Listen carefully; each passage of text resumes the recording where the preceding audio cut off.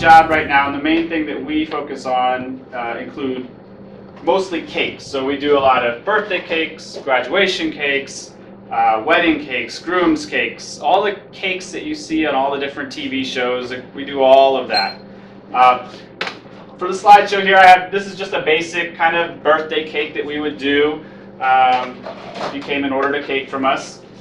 It's a little bit more than what you would find at like a grocery store. Obviously, there's a lot more work that goes into it, and it's also a lot more expensive because of the amount of work. One of the main things that we are known for are our wedding cakes. We like to do a lot of more contemporary styled wedding cakes. The old school kind of bride and groom on the top of the cake, all white. That's not, we do that as well, but we try to do more of this type of cake to to be more well known. We don't want to do what everybody else does. So this is an example of that. The flowers on this cake are completely edible. They're made from sugar. The bark on the side is actually chocolate that has food coloring and food color powder rubbed into it and grooves with a knife to make it give that kind of bark look. This is another wedding cake that we do. All of the flowers are all handmade from sugar. One of these flowers would take anywhere from 20 minutes to an hour to make one flower. So it's a lot more than if you just piped a little flower, say like again the grocery store. We want them to look like real flowers. We want you to not be able to tell the difference between the two. This is another more contemporary style cake. We use a lot of airbrushing. We use a lot of sugar flowers. The frosting that's on top of this cake is called rolled fondant. We're going to do a little demo with it for the cupcakes. But it's basically a sugar dough that is very similar to Play-Doh, except it tastes a lot better, and it's all sugar, so it is completely edible. But it works the same way. It's a dough that we roll out, and we put it over top of the tiers. We make the bows and the flowers all out of similar sugar doughs. I went to Lime Valley, so I apologize for this one, but we do. My dad's the band director there, so we did a cake for one of their auctions. This is just a standard birthday cake that you would get from us. So there's a lot more that goes into a cake like this than, say, just a cake that's frosted with white buttercream. We do a lot with modeling chocolate. Everything's sculpted by hand. We don't have any molds. And almost everything is edible on there, with a few maybe like little skewers and that kind of thing that you wouldn't be able to eat. But everything else is completely edible. We use a lot of food coloring, a lot of food color powders to paint with. So that's an example of a birthday cake. We do a lot of sculpting. So there's a lot of art that's involved, a lot of kind of hand sculpting, carving, that would be more like if you had a lot of experience in like wood shop, you could do this. Would be a good skill to have with cake sculpting, because we basically take a big piece of cake and then we just carve it down, and we end up like this. There's no molds. We don't have a cake pan shaped like a it's actually a bonobo is what this is here. But it's all just one big piece of cake. We carve it down and add the frosting over top, airbrush it, hand paint it. This is one of the first steps of a car cake that we made. You can see the different layers of the frosting and the cake. Again, that started out as just like a big brick of cake, and then it gets carved down. These wheels are made from sugar, and it takes about a week for them to dry, so we roll them out and we assemble the wheels ahead of time. And then the next step is we take the frosting and we frost over the outside of the cake, and we start to form the different shapes to make it the unique type of car that it is. So you're not, oh, it's just a generic car. You'll actually be able to tell, oh, this is, we'll see if you can guess what it is. It's a, anybody know what kind of car this is? Stingray. Stingray. And you can tell right away, but again, in order to do that, you have to get it exact. And so everything's carved. There's modeling chocolate that's used. And then the rolled fondant frosting, it's airbrushed. The windows are hand painted with food coloring. We had the tires on the rims.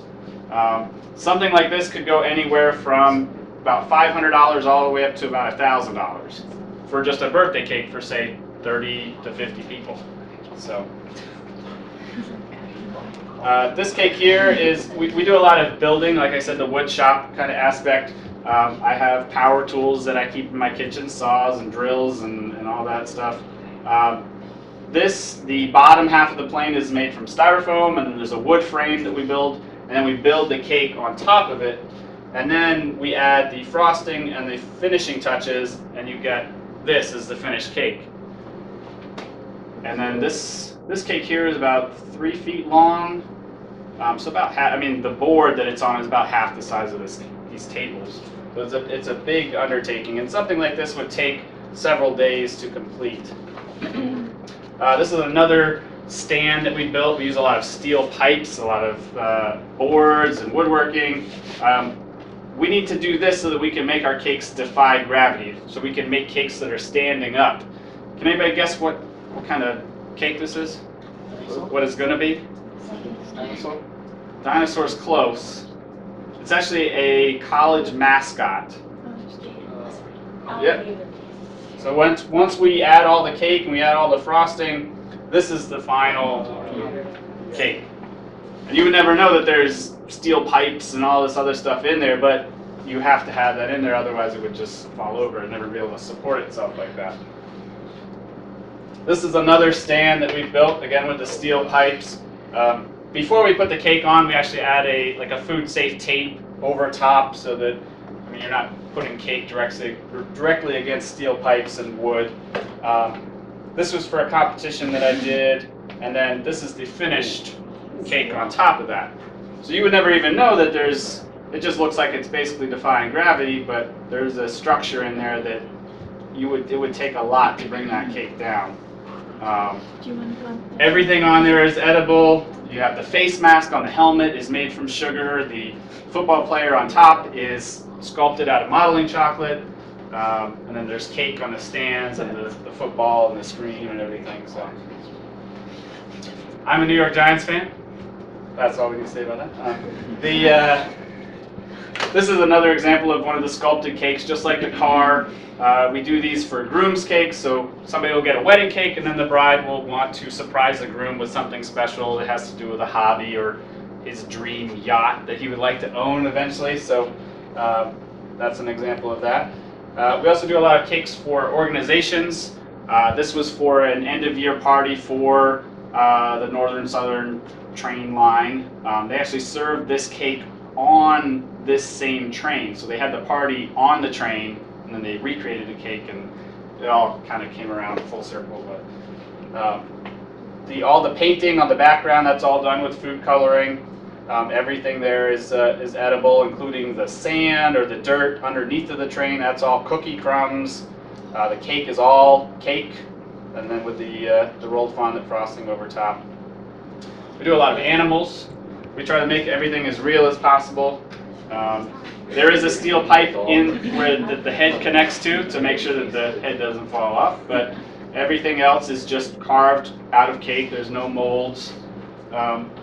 There's about 20 different steps to making this cake, so it does take a long time to do, and we try to make them as realistic as possible. Yeah. Wow. This was a life-size cake, so the board that it was on is probably a little bit smaller than half the size of the tables that you're sitting at. This cake is for the Washington Humane Society. We do a big fundraiser every year. This was life-size as well. The board was the size of the table that you're sitting at. So something like that would take several people just to move, and we did it to raise money for the Washington Humane Society. I know it's a high school, but we do a lot of wine cakes because we're in Virginia and we're out in wine country.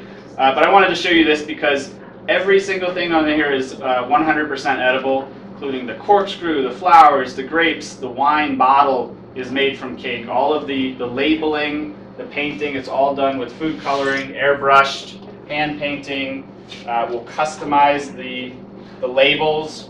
This was for a wedding, so it has the bride and groom's name, their wedding date, the vineyard that they got married at.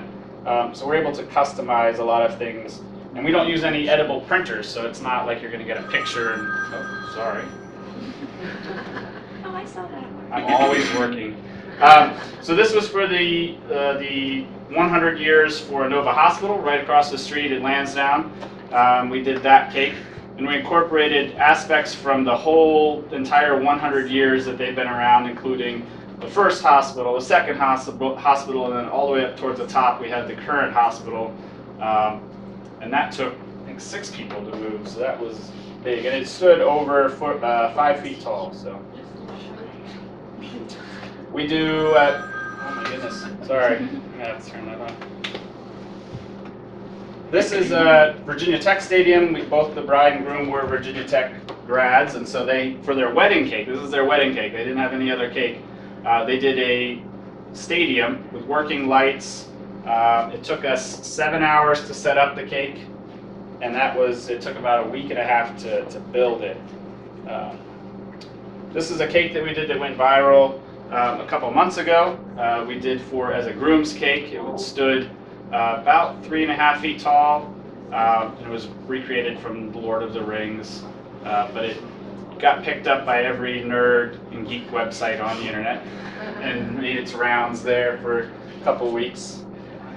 I think in the end we had over 100,000 likes and shares and everything between Facebook and all of that stuff, Twitter and everything. I'm also a pastry chef. We don't just do cakes. So these are some examples of some desserts that we do. When we open the resort, we'll do banquets. We'll have a restaurant, so we'll do plated desserts. This is an example of a dessert you might find in our restaurant. A little bit more than just a slice of cake like you get at Ruby Tuesdays. So there's another example as well of our apple cake that we do. We do a lot with gingerbread too, so we sculpt with anything. So this is all made from cookies, chocolate, and royal icing. Your standard gingerbread house that you would make at home has 6 pieces. The gingerbread houses that we make have anywhere from 100 to 300 pieces.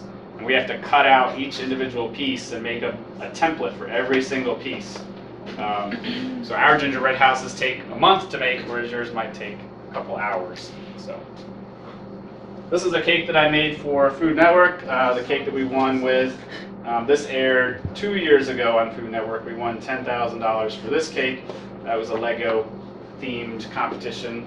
I did recently compete on a show called Sugar Dome that aired a month ago. We did extreme roller coaster cakes. They haven't released photos to us yet, so I don't have any photos of that. We didn't win that one, but we came very, very close. This is a resort that we're opening. It's just a rendering. It's only half built right now. They're finishing the inside and moving all the equipment, but this is just the front of that. So when this opens, we'll do big, large events, weddings for hundreds, if not thousands of people, state-of-the-art spa,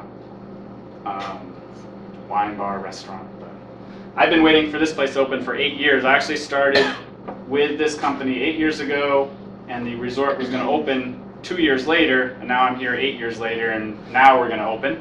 And so that's why I started doing the cakes, was to buy time until the resort opens. And then everything took off. We got on Food Network. We're doing hundreds of weddings every year, and all basically by accident. But now it'll officially open, and I'll move everything there. So that's my slideshow. Do you have any questions? Does anybody have any questions? Anybody have any questions before we do the demo? Anybody? All right. Think of your questions. Oh, we got one. Anna? I went to the CIA, is what we call it in the food industry. It's the Culinary Institute of America. It's one of the top culinary schools up in upstate New York. But I also went to Monroe. I did culinary arts at Monroe. I graduated from Loudon Valley.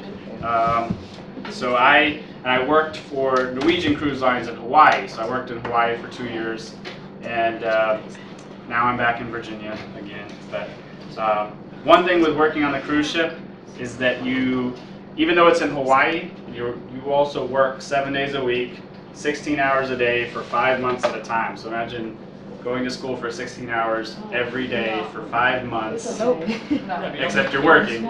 So eventually I got finished with that, and I came back here for the resort to open. My mom kept sending me newspaper clippings trying to lure me back from Hawaii, which is pretty hard to do, but now I'm back here. You got a question? What's your specialty like with your cakes and pastries? The specialty would be the carved cakes, like the sculpted cakes, like the Lord of the Rings cake you saw, the dogs, the cars, football helmets, that kind of thing. And those types of cakes take a really long time to make, and so we have to charge lots and lots of money for them. So it's a lot of fun, but it's also a lot of stress, especially if we have 5 or 6 of those cakes, and each cake takes 12 hours to decorate, you run out of time pretty quick.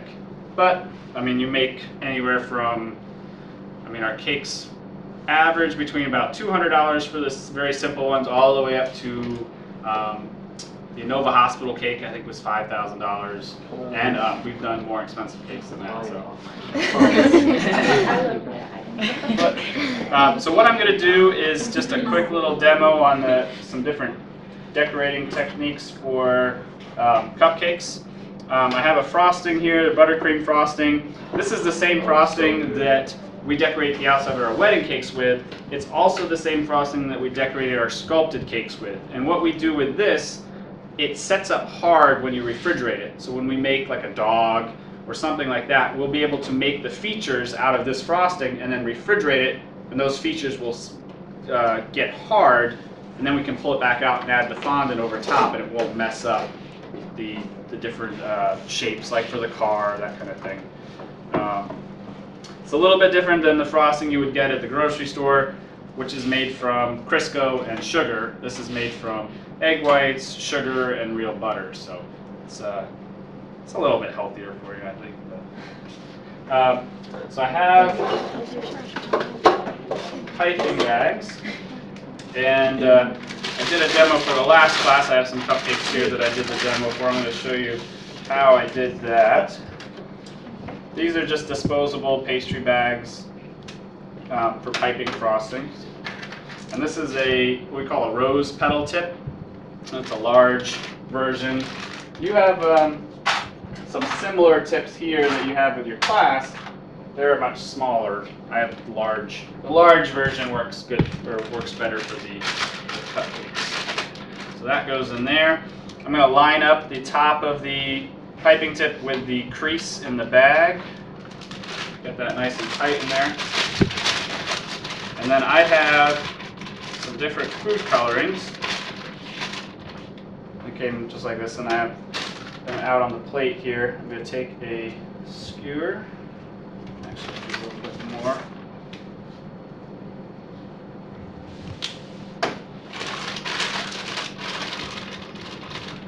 Open the bag up. I'm going to use the skewer, just a little bit of food coloring. I'm going to put the food coloring, without touching the other part of the bag, I'm going to put it in the crease. I'm just going to use the skewer to spread it up the crease there. And I have a green in here, it's starting to run out. Then we take our frosting, goes into the bag, and I've kind of opened the bag up over my hand like this. It's the easiest way to get the frosting in there, and then you can use the spatula and kind of scrape it up against your hand to get it off the spatula and into the bag. And then we fold the bag back up. And then when we pipe the frosting out, the purple will come out on the edge of the piping. So then you can pipe flowers, you can pipe decoration, and it will give a little bit more interesting look to it. If you have flowers, the tips of the petals will all have whatever color you decide to do. I have a turntable here used for decorating cakes. For the cupcake, we're going to put the cupcake right in the middle. If you put it out a little bit, it's going to move all around, so you want to make sure it's directly in the middle. And then we're going to take our frosting. We twist the bag right at the end of the frosting, and then we put it right in between our thumb and finger, nice and tight, and keep the twist. And then we're going to squeeze with these 4 fingers, just like that. So you're not squeezing like this, you're just basically doing this. And you keep your thumb nice and tight, so if you're squeezing, the frosting doesn't go back out the bag. You have it sealed off. And then I'm going to pipe just like a steady pressure on the bag, and I'm going to move it up and down, and like forward and backward and up and down at the same time to give it kind of a ruffly look. And just kind of be random with it. And then you kind of work your way into the middle, and then you get kind of a ruffle finish to it. And you get the purple on the outside, so it brings out the design. So that's one option. I have a couple of other options here of some different things that you can do with the same tip. An easy one is just to go back and forth like that. And you can do the same thing with a round tip. I think that the food coloring in this one has all come out, so it might not show up. But you get kind of a marble effect, and you can pipe just around. Oh, there's a little bit of green left in there. So that's more of the traditional piping. For decorating, we have the rolled fondant frosting that I was telling you about on the slideshow. This is the sugar dough, almost Play-Doh-like sugar dough that we use for covering our cakes and sculpting. We're going to make little flowers and leaves to go on the cupcakes. So we have that. We have some cornstarch to keep it from sticking. Just put a little light powder of that, and then we have a small rolling pin.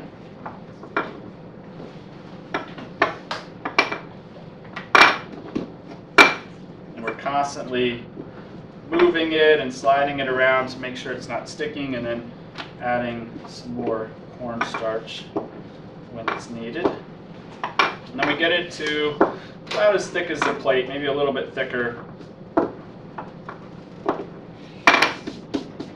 Now this dries out really thick, so if you're working with a big piece, you want to keep a piece of plastic wrap on top of it to keep it from drying out.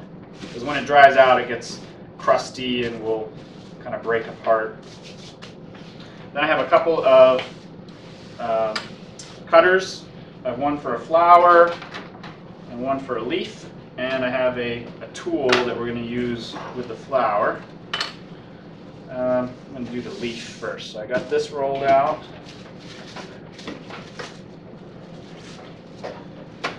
We made kind of a marble in the last class with the frosting. I used all my green, I realized, so we're going to make the leaf out of this marbled color.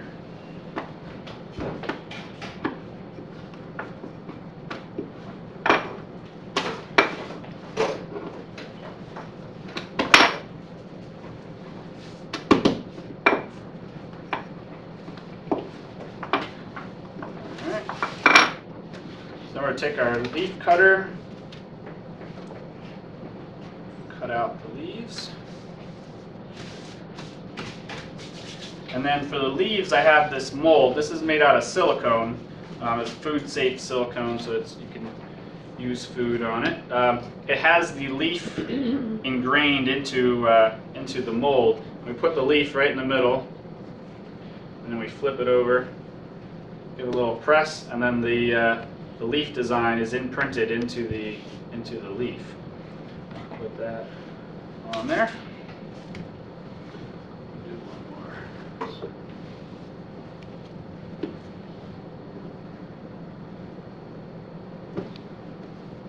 All right, and then for our flower, we take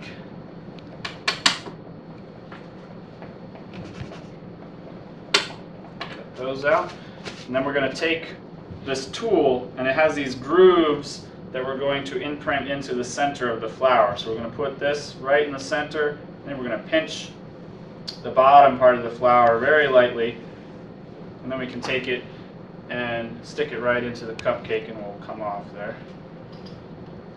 Right. Just like that. All right? Easy. Anybody want to try?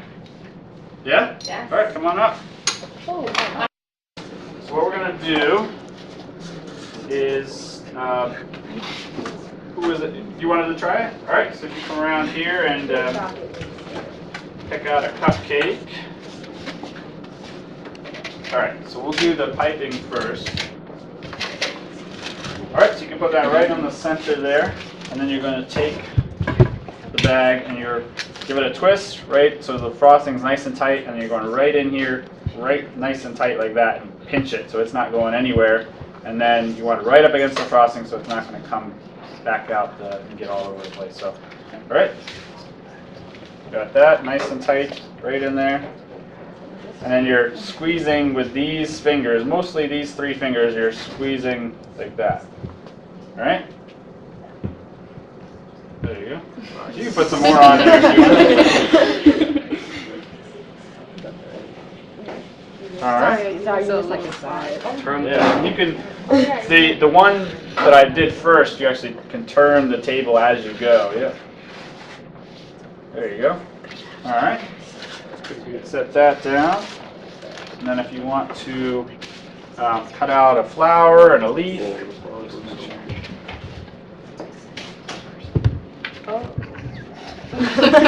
Get it? Oh yeah, there. So then put it on the table here. Yep. So then you're going to take this tool and you pick up the flower on the tip of your finger. Just pick up the flower. Yep, pick it up, and then you stick that right in the center there, and then pinch it just at the very bottom. Just slightly. There you go. And then you can stick it on. Perfect. You want to do a leaf? Try a leaf. So you cut out the leaf.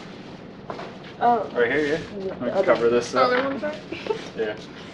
Yeah, it started out a lot greener than that. We mixed it together with the pink. All right.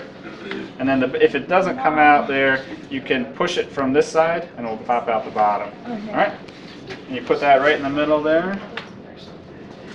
Yep, line it up. And then flip that over. Yep. And just a little bit of pressure, not too much. There you go. And then you can open it up a little bit to get it out. There you go. And then you can put it on there. Perfect. Done. So grab your plate, and then you can take that, and this is yours. Oh. Okay, so All right. everyone goes and washes their hands. Yep. Then we'll set up like an assembly line, and then everyone can practice. Cupcake assembly line.